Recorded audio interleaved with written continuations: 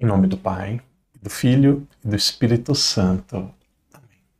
Queridos irmãos e irmãs, sejam muito bem-vindos hoje para o dia de número 225. Continuamos meditando o profeta Zacarias, no dia de hoje, capítulos 5, 6, 7 e 8. Pai nosso que estais nos céus, santificado seja o vosso nome, venha a nós o vosso reino. Seja feita a vossa vontade, assim na terra como no céu. O pão nosso de cada dia nos dai hoje. Perdoai-nos as nossas ofensas, assim como nós perdoamos a quem nos tem ofendido. E não nos deixeis cair em tentação, mas livrai-nos do mal. Amém. Ave Maria, cheia de graça, o Senhor é convosco. Bendita sois vós entre as mulheres, e bendito é o fruto do vosso ventre, Jesus. Santa Maria, Mãe de Deus, rogai por nós, pecadores, agora e na hora de nossa morte. Amém. Glória ao Pai, ao Filho e ao Espírito Santo, como era no princípio, agora e sempre. Amém. Queridos irmãos e irmãs, sejam muito bem-vindos hoje para o dia de número 225. Recordamos aquilo que o padre disse brevemente no dia de ontem. O profeta Zacarias é um daqueles profetas que se encontra ali no final do período do exílio. Existem profetas antes do exílio, existem profetas no período do exílio da Babilônia, e depois existem alguns poucos que nós veremos daqui a alguns dias, como Joel, Jonas, que são profetas que viveram depois do período do exílio. Então, nós temos aqui Zacarias. Zacarias é um profeta de poucos capítulos, mas muito importante para compreendermos aquilo que o povo vivia nesse momento aqui de grande desafio. O profeta Zacarias, nos primeiros capítulos, principalmente ali do capítulo 1 até o capítulo 8, ele tem algumas visões. Através dessas visões, ele mostra como que será a reconstrução de Israel. O texto também fala da reconstrução do templo. Tem um assunto, nós vamos ver a partir do capítulo 9, que é o assunto do Messias, o valor messiânico. Ou seja, aqui no profeta Zacarias já começa a ficar cada vez mais claro que haveria um grande libertador, um grande salvador. Já podemos ver alguns detalhes que nos lembram de uma forma muito concreta a presença de Jesus.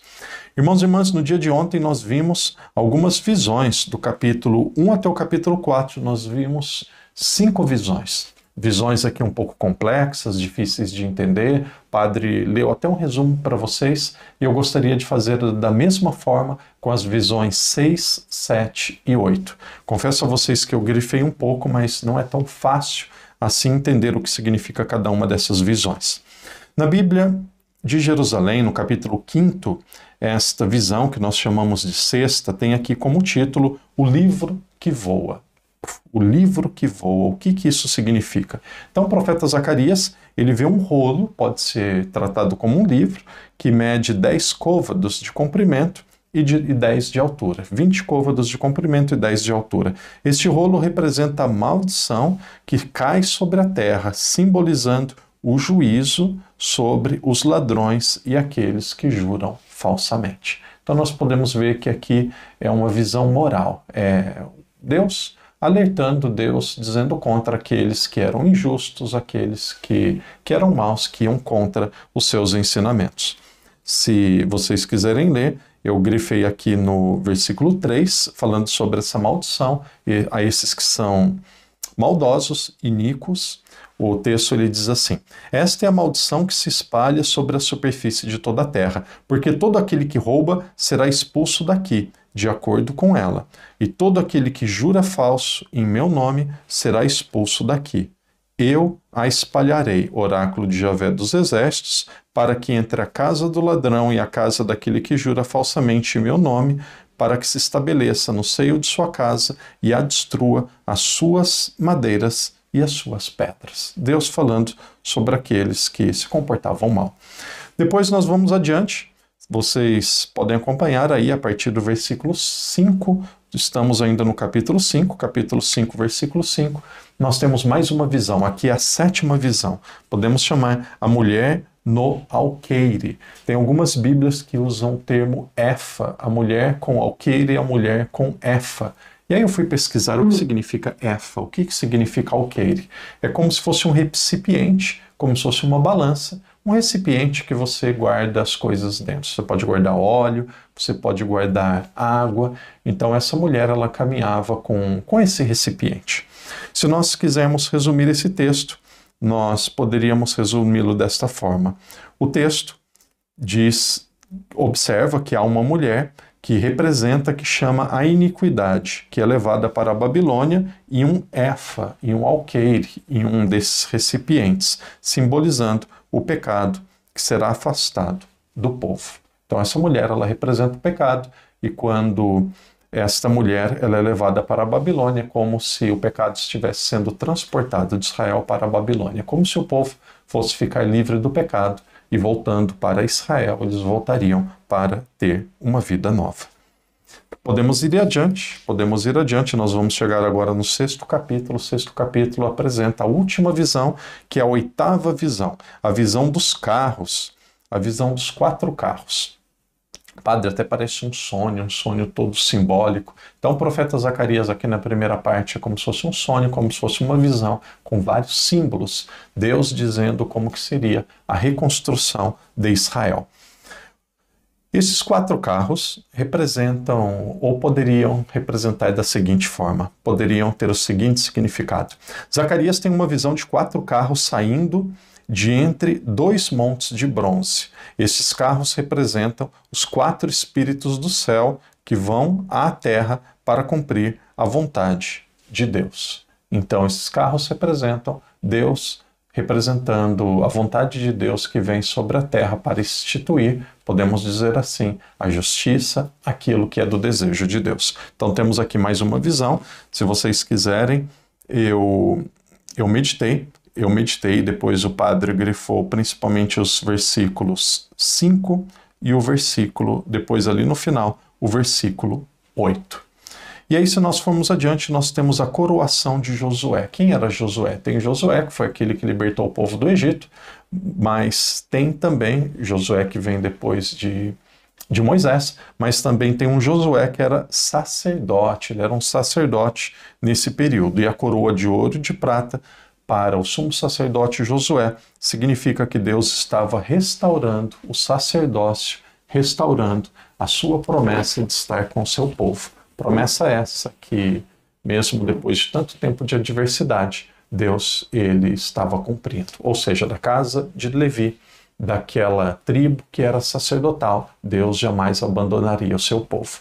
E o mais importante para nós que somos católicos, nós temos aqui neste Josué, que é sumo sacerdote, através da sua coroação, Deus ele coroando o sacerdócio. E aí depois nós teremos o grande sacerdote, o grande Deus que se fez gente, que oferece um sacrifício único e irrepetível. E a partir dele não é preciso mais se oferecer sacrifícios de animais, sacrifícios com sangue. A partir daquele momento, ele mesmo se faz o sacrifício. Nós sabemos que é Jesus.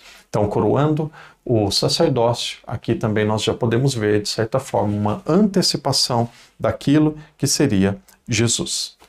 Agora, terminando essas visões, nós temos ainda 2 capítulos nesta primeira parte do livro de Zacarias, o capítulo 7 e o capítulo 8. O capítulo 7 fala sobre a questão do jejum. Quando fala em jejum, aqui está falando em conversão, em penitência, o chamado do povo para se converter, para não acontecer algo parecido quando o povo foi para o exílio. Então o povo se preparava para voltar, se preparando para voltar, o povo também deve se converter, deve ter uma vida nova. E aí são poucos versículos aqui, do versículo 1 até o versículo 3, mas enfatiza, e aí diz um tempo específico, a importância da penitência, a importância do jejum. Depois nós temos uma outra parte ainda no capítulo 7, a Bíblia de Jerusalém, ela diz que é a retrospecção sobre o passado nacional, ou sobre o passado de Israel. Gostaria de meditar com vocês a partir do versículo 8. Veja, o versículo 8 e depois o versículo 12 são muito importantes aí para o profeta Zacarias. O versículo 8 diz assim: a palavra de Javé foi dirigida a Zacarias nestes termos. Assim fala Javé dos exércitos, fazei um juramento verdadeiro. Veja, antigamente Javé enfatizava muito a importância da lei, a importância de fazer sacrifícios, a importância dos mandamentos. Agora vai chegando cada vez mais, sem dúvida, o cumprimento da lei, dos mandamentos, mas a importância da caridade, a importância da solidariedade, a importância do amor ao próximo. E aqui aquilo que é o verdadeiro julgamento, o verdadeiro sacrifício, aquilo que Deus de fato espera do seu povo. Voltando, fazei um julgamento verdadeiro. E aí vem, eu grifei aqui 3 coisas que representam um julgamento verdadeiro. Praticai o amor e a misericórdia. Cada um com seu irmão, praticai o amor e a misericórdia. Não oprimis a viúva e o órfão, o estrangeiro e o pobre. E aí, por fim, não trameis o mal em vossos corações um contra o outro. Praticar o amor e a misericórdia. Não oprimir a viúva e o órfão, e depois não tramar o mal em nossos corações. E aí depois o versículo 12 diz assim: e fizeram de seus corações um diamante, para não escutarem o ensinamento e as palavras de Javé dos exércitos, que enviara por seu espírito por intermédio dos antigos profetas. E houve por isso grande cólera da parte de Javé, dos exércitos, e acontecerá que, visto como ele chamou a eles, e eles não escutaram, dispersarei por todas as nações que eles não o conheciam. Atrás dele a terra foi devastada, de modo que ninguém passa ou volta de uma terra de delícias. Eles fizeram um deserto, mostrando que tudo aquilo que é uma retrospectiva do passado, tudo aquilo que o povo viveu, foi culpa da sua infidelidade, foi culpa do não conhecimento, do não cumprimento daquilo que Deus ensina. E aí Deus ele recapitula o passado e diz aquilo que ele espera, qual que é o verdadeiro julgamento. A misericórdia, o amor, não oprimir, principalmente aqueles que são mais simples, mais fracos, e não guardar maldade no coração. O capítulo 8, o padre mostra aqui rapidinho para vocês, vamos ver se dá para ver na Bíblia do padre. Eu grifei aqui várias promessas que são feitas por Deus. Coloquei ali bom, circulei. Nós temos aqui várias promessas, e se você quiser, vocês, o senhor e a senhora, vocês podem ver a partir do versículo 3 essas promessas. O padre vai ler algumas delas brevemente. Vejam, promessas dizendo, e aqui entra uma perspectiva messiânica, Deus já dando sinais. Novamente, não sabemos se era a intenção do autor ou não, mas o que Deus quis seguramente foi isso. Deus ele já começa a preparar o povo para aquilo que seria, depois de algumas gerações, a vinda do Salvador, a vinda do seu Filho, a vinda de Jesus. O texto diz assim: assim diz Javé dos exércitos, experimento por Sião grande ciúme, e em seu favor grande ardor. Veja, o amor singular, específico, o amor especial que Deus tinha por Sião, que Deus tinha por Jerusalém, que Deus tinha por Israel. E aí o texto diz aqui, começam as promessas. Assim disse Javé, voltarei a Sião e habitarei no meio de Jerusalém. Jerusalém será chamada cidade da fidelidade, e a montanha de Javé dos exércitos, montanha santa. E aí depois vai dizer, olha, aqui tem, achei muito interessante, achei muito bonito aqui na sequência, os versículos 4 e 5, principalmente o versículo 4. Diz assim: assim disse Javé dos exércitos, velhos e velhas ainda se sentarão nas praças de Jerusalém, cada um com seu bastão na mão, por causa da idade avançada. E as praças da cidade encher-se-ão de meninos e meninas que brincarão em suas praças.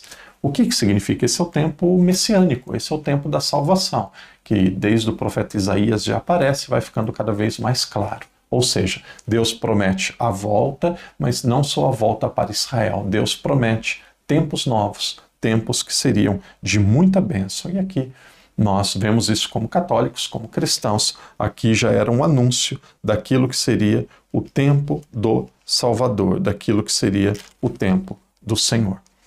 Vamos ver aqui, o padre grifou, gostaria de ler para vocês o versículo 8, um versículo que eu considero muito bom, também aqui muito importante para a compreensão de Zacarias, também sinais messiânicos.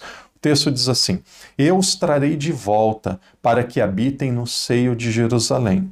Eles serão o meu povo e eu serei o seu Deus em fidelidade e em justiça. Final do período do exílio, ainda em exílio, Aqui nós temos uma linguagem de esperança, uma linguagem de salvação. Muitos dizem que esse texto, estudiosos da Bíblia, que esse texto já foi escrito no período pós-exílico, mas seguramente ele é endereçado para as pessoas que ainda estavam no exílio. E aí depois nós temos, e se vocês quiserem ler, tem o versículo 12 que eu grifei, aqui diz: porque a semeadura será em paz, a vinha dará o seu fruto, e a terra dará os seus produtos, o céu dará o seu orvalho. Eu darei tudo isso em herança ao resto desse povo. Assim como foste uma maldição entre as nações, casa de Judá, a casa de Israel, do mesmo modo eu vos salvarei e serei uma bênção. Não temais, que vossas mãos se revigorem. E aí em seguida, a partir do versículo 16, diz aquilo que o povo não deveria fazer, o que eles não deveriam realizar. Aqui vale a pena ler e depois o padre vai caminhando para o final da reflexão de hoje. Vejam que Deus diz de forma muito clara e objetiva que Ele não deseja. Então nós vamos ouvindo e nós vamos avaliando a nossa vida. Versículo 9 aqui merece uma atenção especial. Diz assim: estas são as coisas que deveis fazer. Falai a verdade uns aos outros. Fazei em vossas portas um julgamento de paz. Então, primeiro, falai a verdade. Fazei um julgamento de paz. E aqui vem aquilo que não deve ser feito. Não maquineis uns contra os outros o mal em vossos corações. Não ameis juramentos falsos, porque tudo isso eu odeio. Oráculo de Javé. E aí, na sequência, o texto diz sobre aquilo que deveria ser feito também. O texto diz sobre o jejum. Assim, versículo 19. Assim diz Javé dos exércitos: o jejum do 4º mês, o jejum do 5º, o jejum do 7º e o jejum do 10º serão parte para a casa de Judá. Serão parte da casa de Judá, alegria, contentamento e felizes dias de festa. E aí o texto diz ainda assim: mas amai a fidelidade e a paz. Aqui nós temos um grande projeto de vida. O que nós devemos amar? Devemos amar a fidelidade e devemos amar também a paz. Finalzinho do capítulo 8, ali nos versículos de 20 até o versículo 23, nós temos algumas belas promessas em relação ao futuro. Aqueles que desejarem, que puderem, também leiam com atenção o finalzinho aqui do capítulo 8. Então nós temos no profeta Isaías, segundo Isaías, nos capítulos 40 a 55, isso ficou muito claro. Nós temos aqui tendências diferentes dos profetas do Antigo Testamento. Aqueles profetas que estão antes do exílio, ali que vai terminar praticamente com Jeremias, são profetas que falam de ameaça, profetas que falam que o povo deve se corrigir, ali é uma linguagem muito firme. Quando nós olhamos aqui para os profetas do exílio, e um deles é Zacarias, nós temos aqui uma linguagem diferente, uma linguagem que diz que o povo deve se converter, que o povo deve se preparar, uma linguagem mais de esperança. E aí, por fim, aqueles profetas que estão depois do exílio, que nós vamos ver daqui a uns dias, aproximadamente daqui a uma semana, nós vamos ver profetas dizendo sobre a restauração, que Deus estaria com eles no momento da restauração. Querido irmão, querida irmã, se você tem tempo, se você consegue se organizar, você pode continuar adiantando a sua leitura aí no profeta Zacarias. A parte mais difícil já passou. Daqui a pouco, aproximadamente daqui a uns 10 dias, nós vamos começar os livros sapienciais. E aí, talvez daqui 3 semanas, de 10 a 20 dias, vamos começar os livros sapienciais. E aí, depois a leitura é muito mais agradável, ela é muito mais fácil. Então se esforce para se concentrar, para rezar, para meditar e perseverar. Esse ano, a nossa missão é ler e meditar a Bíblia toda. Que Deus te abençoe, que Deus te proteja e até amanhã, se Deus quiser. Em nome do Pai, do Filho e do Espírito Santo. Amém.